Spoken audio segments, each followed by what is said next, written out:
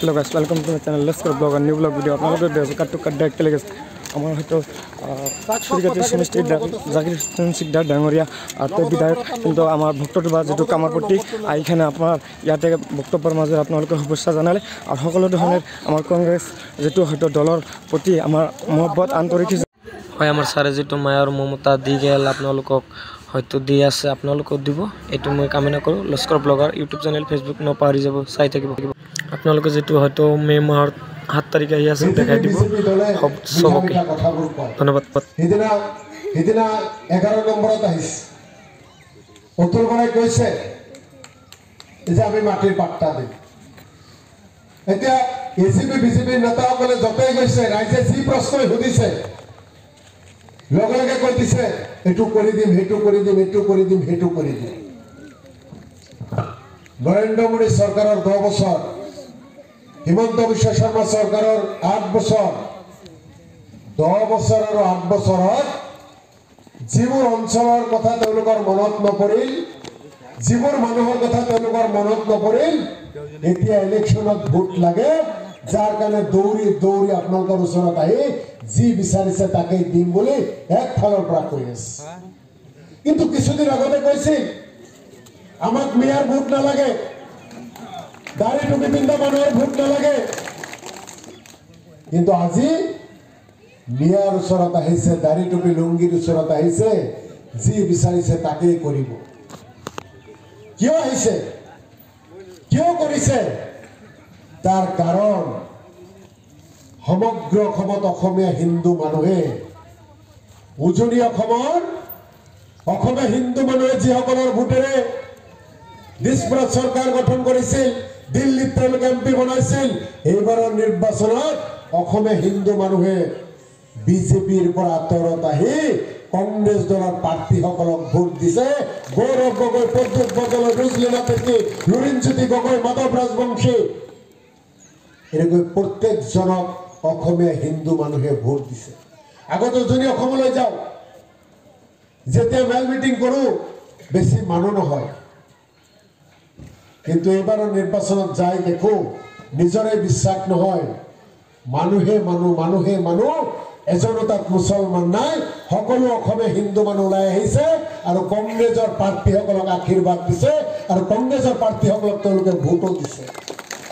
যে তাতে তেওঁলোকৰ বাজাৰটো মন্দা যে তেওঁলোকে সমৰ্থন কম পাইছে এতিয়া যিসকলৰ ভোট নালাগে বুলি আগে চিঞৰি আছিল তেওঁলোকৰ ওচৰত আহি হাজিৰ হৈছে 8 বছৰ অসমত এজিপি বিজেপিৰ চৰকাৰ এই অঞ্চলত এদিনো এজন মন্ত্ৰী অহাৰ কাৰণে সময় নহয় খুদ এই ভক্তৰ ডুবাৰ সন্তানসকলে এখন গ্ৰন্থমেলা এখন মেলা পাতে তাত মন্ত্ৰী কিমান মাতিছিল আহিছিল নেকি আপোনালোকৰ সন্তানসকলে মন্ত্ৰীৰ বাৰান্দাত গৈ থিয় হৈ থাকি এবাৰ দুবাৰ ইয়াৰে তেওঁলোকৰ হাংগু পাংগু কিছুমানক লৈ গৈ মাতিছে তাতৰ অনুৰোধ কৰিছে এই ভক্তৰ ডুবাৰ সেই মেলাত ভক্তৰ ডুবাৰ ৰাইজৰ লগত দেখা কৰাৰ সময় তেওঁলোকৰ নহল কৈছে যাম কিন্তু নাহিল কাৰণ সেই সময়ত আপোনালোকক আমাক তেওঁলোকে পছন্দ নকৰে বিজেপিৰ নেতাসকলে এজিপিৰ নেতাসকলে আমাৰ এই অঞ্চলবিলাকত আহিলে তেওঁলোকৰ পাকিস্তান লাগে বুলি কয় মই এজিপিৰ বিজেপিৰ নেতাসকলক কৈছো এটা ভোট বিচাৰি যে আহিছা তোমালোকৰ পাকিস্তান লাগিছে নে ভাৰতীয় অসম লাগিছে এবাৰ তোমালোকে ইয়াৰ উত্তৰ তোমালোকে দিব লাগিব কিন্তু মোৰ বিশ্বাস দুটামান টকা অলপ লোক অলপ সুবিধা কাৰোবাৰ লগত শত্ৰুতা এইবিলাকৰ কাৰণে 2-4 জনে দৌৰি আছে মই আমাৰ মানুহখিনিয়ে যেতিয়া মোক কয় যে মিটিং হৈছে এইটো ঘূৰি আছে সকলো ভোট ভয় লাগে আমাক ভোটটো দিয়ে নেকি মই কৈছো কোনো ভয় কৰিব নালাগে মোৰ বিশ্বাস আছে কোনো দিন পদুম ফুল আৰু হাতীৰ ছবিত এই অঞ্চলৰ মানুহে ভোট দিব নোৱাৰে এই কাৰণেই নোৱাৰে এইখন অসমৰ মাটিত মুছলমানসকলক যেতিয়া বাংলা দেখি গৈছিল যেতিয়াৰ পৰা বিদেশী কোৱা আৰম্ভ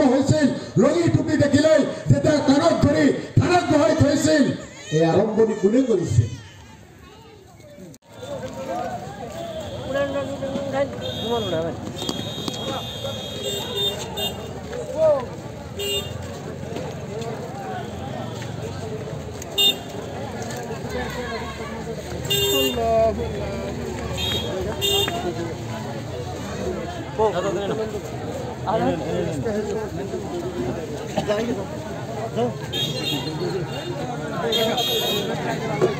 যথেষ্ট ভাল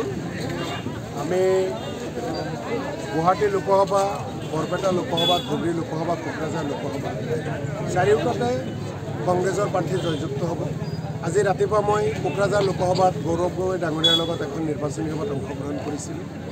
আগতে BTAD এলেকাত আমাৰ মিটিঙত মানুহেই নহয় আজি হাজাৰে বিজাৰে মানুহ সকলোৰে এটা কথাই কোকৰাঝাৰ লোকসভা যে হাগ্ৰামই খালে প্ৰমোদেও খালে এবাৰ তেওঁলোকে কংগ্ৰেছক দেখিব বিচাৰিছে বিজেপিয়ে যি প্ৰতিশ্ৰুতি দিছিল কোনো ৰক্ষা কৰিব পৰা নাই আৰু হাগ্ৰামা প্ৰমোদ বড়ো দুজনে বিজেপিৰ বন্ধু কেন্দ্ৰত কংগ্ৰেছৰ চৰকাৰ হ'ব ইণ্ডিয়া মৰ্চাৰ চৰকাৰ হ'ব সেইকাৰণে কোকৰাঝাৰবাসীয়ে কংগ্ৰেছৰ প্ৰাৰ্থী গৰ্জন মুছাৰীক ভোট দিব বিচাৰে সেইকাৰণে সকলো ওলাই আহিছে ধুবুৰীত আপোনালোকে জানে প্ৰিয়ংকা গান্ধী ডাঙৰীয়ানীৰ সভাত লাখ লাখ জনতা একেলগে হৈছে তেওঁৰ জয় নিশ্চিত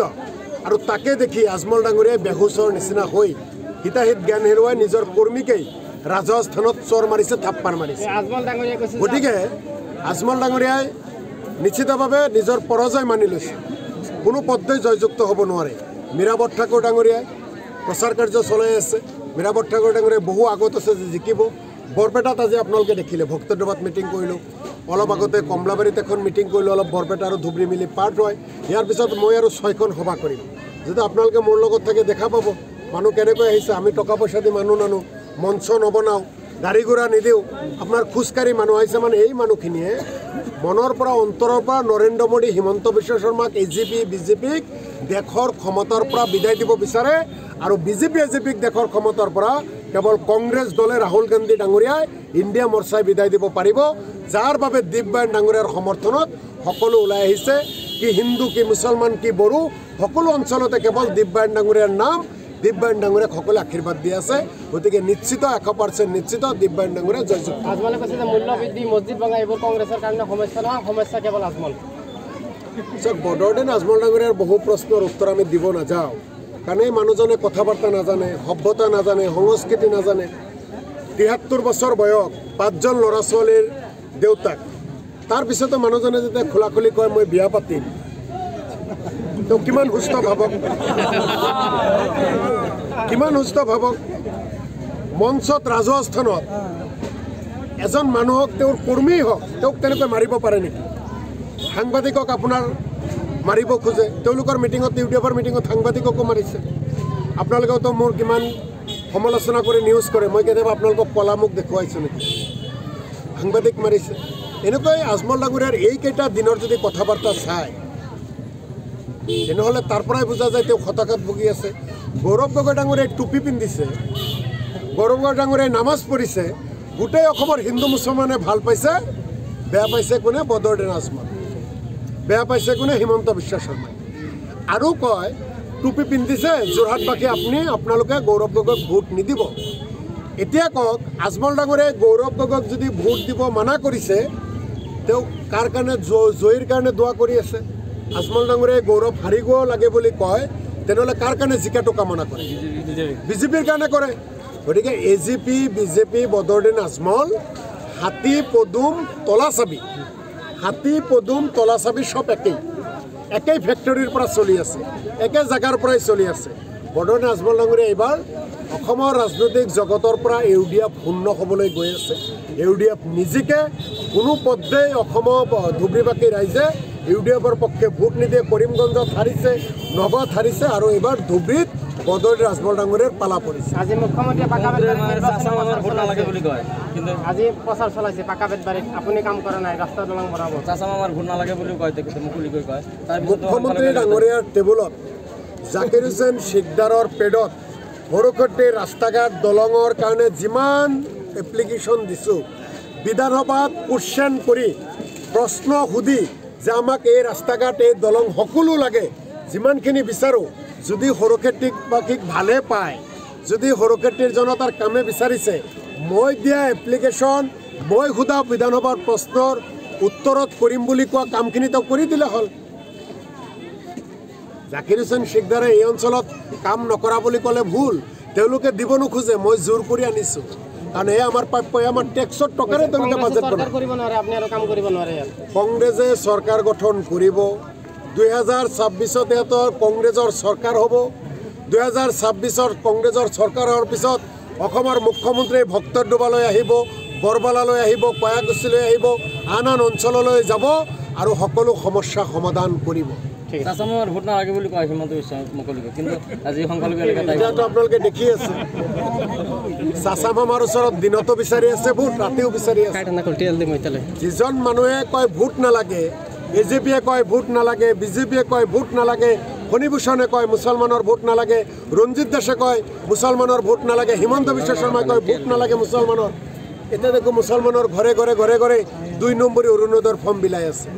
মুছলমানবিলাকৰ 2-4 জনৰ একাউণ্টত টকা সোমাই আছে, বা এই টকাৰে তোমালোকে মুছলমানৰ ভোট কিনা। গতিকে ৰাইজে বিচাৰ কৰিব, এবাৰ কয় নালাগে, এবাৰ কয় লাগে। খেলাৰ নাম বাবাজী বুলি কথা এষাৰ আছে নহয়, সেইটো হৈছে। আৰু এটা কথা আপোনালোকৰ জৰিয়তে স্পষ্টীকৰণ দিওঁ, এটা সংবাদ মাধ্যম বুলি ক'লে ভুল হ'ব, কিবা এনি বাৰ্তা নে চেনি বাৰ্তা, CPMয়ে মিলিজুলি, CPMয়ে আৰু BJPয়ে মিলিজুলি এটা বাতৰি ওলাই দিছে যে কংগ্ৰেছৰ প্ৰাৰ্থী দিব্যান ডাঙৰীয়া বহি গৈছে, কংগ্ৰেছে ছাপোৰ্ট কৰিছে CPMক। এনি বাৰ্তা নে চেনি বাৰ্তা, AJP, BJP, CPMয়ে মিলি ৰিপৰ্টাৰক টকা পইচা দি এটা নিউজ ওলাইছে যে কংগ্ৰেছে চিটটো এৰি দিছে। মিছা কথা, অসত্য বাতৰি। ৰাইজ আপোনালোকে বিশ্বাস নকৰিব,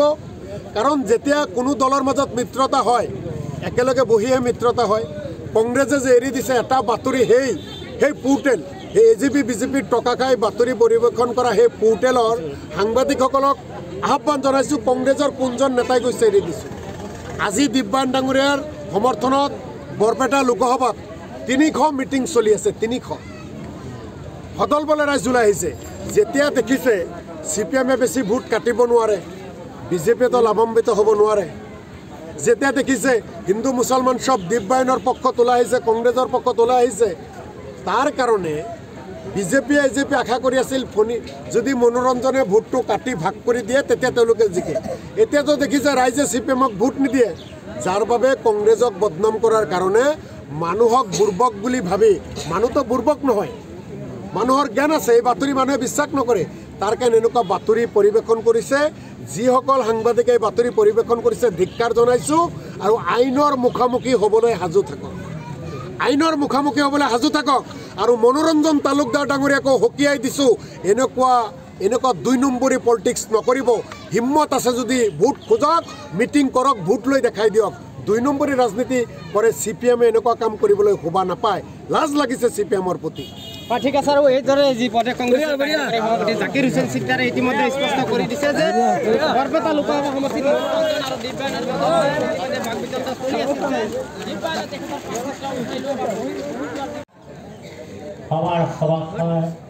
সমূহ ৰাইজক আমি আমন্ত্ৰণ জনাইছোঁ, আপোনালোকে অলপ চাহ পানী খাই যাব। এই অনুষ্ঠানৰ পৰা আপোনালোকৰ কাৰণে চাহ পানীৰ যোগান ধৰিছে।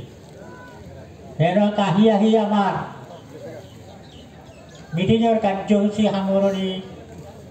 হ'বলৈ ধৰিছে। আমাৰ মুখ্য অতিথি ডাঙৰীয়াই যিমানখিনি আপোনালোকক বিতংভাৱে পৰামৰ্শ, বুজনি, দেশৰ পৰিস্থিতি, ভোটৰ পৰিস্থিতি, প্ৰশাসনৰ পৰিস্থিতি, হাতৰ বাকজনীৰ পৰিস্থিতি, সকলোখিনি শিক্ষা আমাক দিছে। গতিকে আপোনালোকে জানে যে আমি আমাৰ মাননীয় জাকিৰ হুছেইন ডাঙৰীয়াক এটা যোগ্য সন্তান বুলি আমি পঠাব পাৰি আমি নিজকে গৌৰৱ মানিছোঁ। ঠিক তেওঁৰ লগতে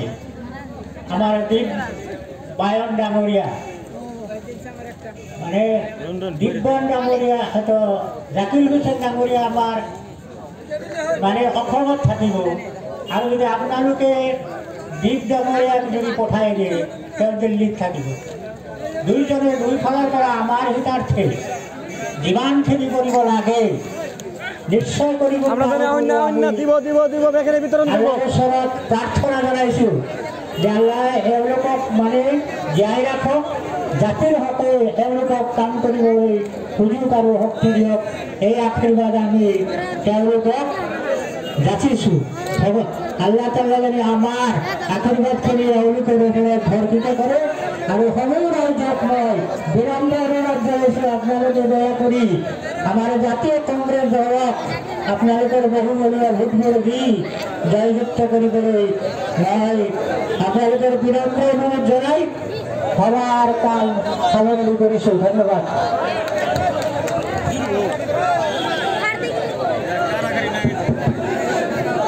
আপোনালোকে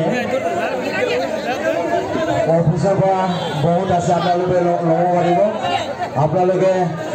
ইমান ভিৰৰ মাজত আপোনালোকে এইখন কাৰ্ড ল'ব নালাগে। অফিচত বহুত আছে, আপোনালোকে অফিচত পাই যাব।